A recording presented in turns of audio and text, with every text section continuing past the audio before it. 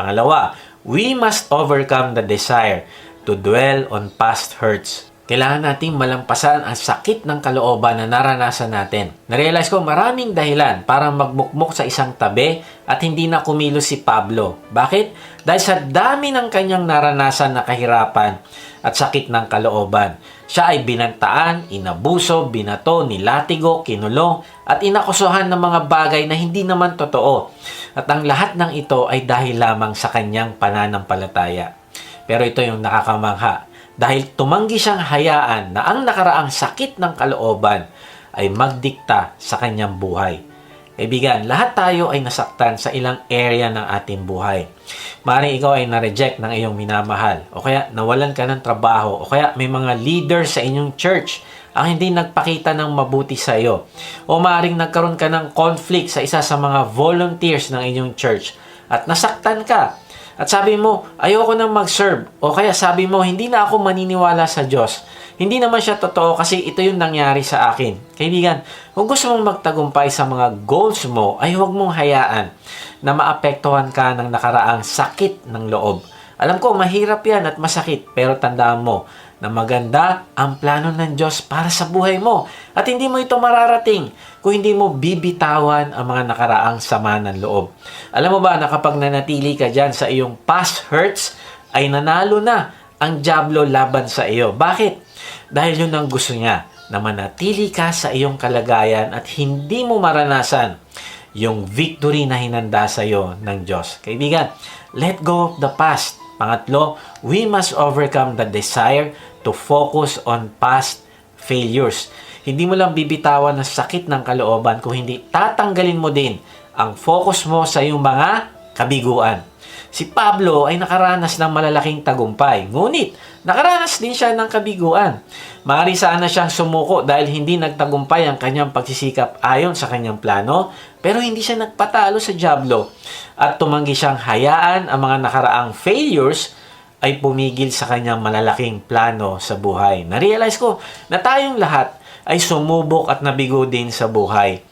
Nahulog tayo at nadapa at madali talaga para sa atin na mangibabaw yung takot at pagdududa dahil nga sa sitwasyon na pinagdadaanan natin. Kapag nakakaranas tayo ng kabiguan, ay mas lalo tuloy tayo nagiging insecure at nagdududa sa ating kakayahan at nagdududa din sa Diyos. Kaibigan, magtiwala ka sa Diyos. Kasi sa oras na magduda ka sa iyong tagumpay, nako, talagang hindi mo makakamit ang tagumpay. Pero sa oras na nanampalataya ka na ang lalaban para sa iyo ay ang Diyos, ay magtatagumpay ka. Kaya bumangon ka na at magpatuloy sa iyong lakbayin papunta sa Diyos. Si Pablo ay dating nag-uusig at pumapatay sa mga Kristiyano.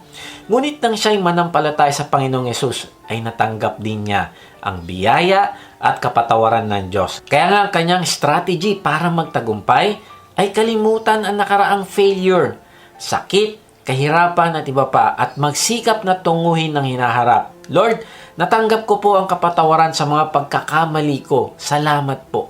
Sisikapin ko po na hindi na muling magkamali upang mapaluguran kita sa aking buhay. Now, hindi ibig sabihin na nagka-amnesia na si Pablo at totally nakalimutan na ni Pablo ang lahat ng kamalian niya. No, hindi ganon. Ang ibig lang sabihin nito ay hindi na niya papayagan na yung mga failures na ito ay hilahin siya pababa. Ibigan, meron ka bang pangamba sa iyong mga failures at hinahayaan mo mangibabaw sa iyo ang takot, guilt at pagdududa na magpatuloy? Kaibigan, mahal ka ng Diyos at handa ka niyang patawarin at linisin. Sabi sa mga Hebreo 10:17, pagkatapos ay sinabi pa niya, kalilimutan ko na ang kanilang mga kasalanan at kasamaan. Narealize ko ang Diyos, hindi siya historical. Hindi siya nagbibilang ng mali. Minsan ganito tayo sa ating asawa. O ikaw, ginawa mo na naman yan ha. Pang-5 beses mo na yan. Nako, ang Diyos hindi ganon. Kapag humingi ka ng tawad sa Kanya, sabi niya, kalilimutan ko na ang kanilang mga kasalanan at kasamaan. Hindi ito nangangahulugan na mahina ang memory ng Diyos, kundi hindi na magiging dahilan ng kasalanan na yan para mapahiwalay ka sa Kanya. Ang ibig sabihin, hindi na niya yan isusumbat sa iyo. Kaya ang ibig sabihin ng paglimot sa nakaraan ay pagwasak mo sa kapangyarihan ng iyong nakaraan na gawin kang paralyzed o stagnant sa iyong buhay. Ang ibig sabihin sa tuwing kinakalimutan mo ang nakaraan, ay pinapakawalan mo na ang iyong sarili sa pagkakulong at binibigyan mo ng pagkakataon ng sarili mo na magtagumpay na sa hinaharap. Tandaan mo ito, kaibigan. Wala kang magagawa para baguhin ang nakalipas, pero kaya mong baguhin ang hinaharap mo kung kakalimutan mo ang nakaraang failures. Let go of the past. May nagsabi, forget about the consequences of failure. Failure is only a temporary change in direction to set you straight for your next success. Tandaan mo ito, kaibigan. Hindi kailangan ng Diyos na perpekto at walang bahid ang iyong nakaraan para bigyan kanya ng makabuluhang buhay. Lahat tayo ay may mga maling nagawa sa ating nakaraan. Yung iba mas marami, yung iba mas kaunti, pero nandyan pa rin sila at ginagamit ng Diyos. Na-realize ko tuloy na ang tanging nagiging hadlang lang talaga sa paggamit sa atin ng Diyos ay yung mga bagay na hindi pa natin tuluyang tinatalikuran. Yung mga bagay na ayaw nating bitawan. Yun ang nagiging hadlang para hindi tayo magamit ng Diyos. Kaya nga, let go of the past. Kaibigan, ang dami kong failures in the past, pero binigyan ako ng Diyos ng bagong pagkakataon na maglingkod sa Kanya. Hindi niya ginamit ang nakaraan ko laban sa akin, kung hindi ginamit niya ako sa kabila ng mga pagkakamali ko. Pinatawad at nilinis niya ako. Imagine mo ito, kung nanatili ako sa aking nakaraang failures at hindi ako naniwala na mabuti ang plano ng Diyos sa akin at mahal niya ako, maraming taon na nakalipas, nako, ay sigurado wala ako ngayon. Baka nga nakakulong na ako o maraming asawa at magulo ang buhay. Kaibigan, kung ginawa sa akin ng Diyos ito, ay gagawin din niya yan sa'yo kung babangon ka at magpapasakop ka sa layunin niya sa'yo. Kaibigan, let go of the past. Kaibigan, ng susi para mapagtagumpayan mong nakaraan ay ang maniwala ka na ikaw ay pinatawad na ng Diyos nung nanampalataya ka sa Panginoong Yesus. Madalas nating marinig o maisip na humingi na ako ng tawad sa Diyos pero hindi ako sigurado kung pinatawad niya ako. O kaya inisip natin, hindi ko lang talaga alam kung magagamit pa ako ng Diyos dahil sa aking nakaraan. Alam mo, kaibigan, ang mga pahayag na ito ay nagpapakita ng maling pagkaunawa sa pagpapatawad ng Diyos. Alam ko ako marami akong kasalanan at hindi ako proud para dito. Nakakahiya sa Diyos at sa tao.